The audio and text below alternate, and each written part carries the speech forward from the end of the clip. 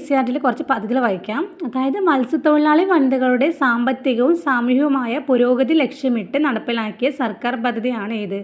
തീരമൈത്രി.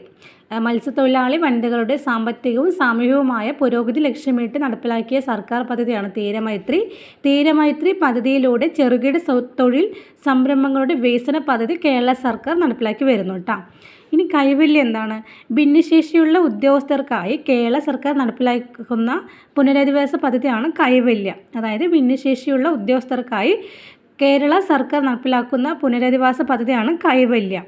ഇനി അടുത്തത് എന്താണ്?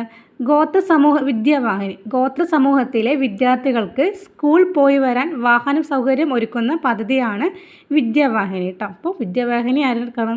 ഗോത്ര സമൂഹത്തിലെ വിദ്യാർത്ഥികൾക്ക് സ്കൂൾ പോയി വരാൻ വാഹന സൗകര്യം ഒരുക്കുന്ന പദ്ധതിയാണ് വിദ്യാവാഹിനി.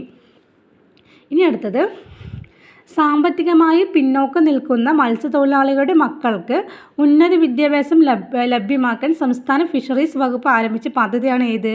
വിദ്യാതീരം. സാമ്പത്തികമായി പിന്നോക്കം നിൽക്കുന്ന മത്സ്യത്തൊഴിലാളികളുടെ മക്കൾക്ക് ഉന്നത വിദ്യാഭ്യാസം ലഭ്യമാക്കാൻ സംസ്ഥാന ഫിഷറീസ് വകുപ്പ് ആരംഭിച്ച പദ്ധതിയാണ് ഏത്? വിദ്യാതീരം. ഇനി അടുത്ത ഏതാണ്? ഇനി നമുക്ക് ജനനി ജന്മരക്ഷ എന്താണ്? ഗോത്ര വിഭാഗത്തിൽപ്പെട്ട ഗർഭിണികൾക്കും അമ്മമാർക്കുമായി പോഷകാഹാരം ലഭിക്കുന്നതിന് കേരള സർക്കാർ നടപ്പിലാക്കുന്ന പദ്ധതിയാണ് ജനനി ജന്മരക്ഷ. ഗോത്ര വിഭാഗത്തിൽപ്പെട്ട ഗർഭിണികൾക്കും അമ്മമാർക്കും. ഇനി പ്രതിഭാതീരം എന്താണ്? തീരദേശ മേഖലയിലെ കുട്ടികളുടെ വിദ്യാഭ്യാസ പുരോഗതിക്കായിട്ട് കേരള സർക്കാർ നടപ്പിലാക്കുന്ന പദ്ധതിയാണ് പ്രതിഭാതീരം. തീരദേശ മേഖലയിലെ കുട്ടികൾക്ക് വേണ്ടിയിട്ട്. ഇനി ഗോത്രബന്ധു എന്ന് വെച്ചാൽ എന്താണെന്ന് വെച്ചാൽ ഗോത്ര വിഭാഗത്തിൽപ്പെട്ട വിദ്യാർത്ഥികളുടെ ഭാഷാ പ്രശ്നം പരിഹരിക്കുക കേട്ടോ. അത് ഗോത്ര വിഭാഗത്തിൽപ്പെട്ട വിദ്യാർത്ഥികളുടെ ഭാഷാ പ്രശ്നം പരിഹരിക്കും.